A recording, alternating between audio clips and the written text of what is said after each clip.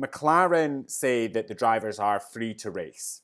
They are free to race and there's no team orders, but they do team orders when something like this happens and they use them to neutralise any type of situation. Lando had been the better of the two McLaren drivers through the whole weekend. He'd been better in practice, better qualifying position, and he had better track position, only losing out to Oscar in a full pit stop when the front left jack, I think it was, wouldn't go on properly. And because he's been the lead driver throughout the majority of the weekend and the race, it would be harsh on Lando for them not to orchestrate the switchback, which they do, which is fair. However, racing's not always fair. If Lando had pitted first and there'd been a slow stop, it wouldn't have been an issue. But the fact that Lando had already played the team game to let Oscar pit first to cover off Charles Leclerc, it meant that that then changed things for McLaren when Lando had pitted and he'd had obviously the slow pit stop. The incident is neither driver's fault, it's obviously an incident in the pits, it's a team problem, and that will have also reinforced the decision for McLaren to do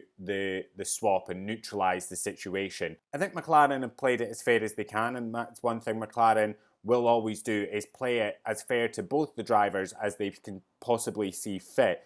They do put themselves in these positions where there is potential that they are going to upset one driver or cause a bit of tension, but it's all in aid of being fair to both drivers. But I will finish on this.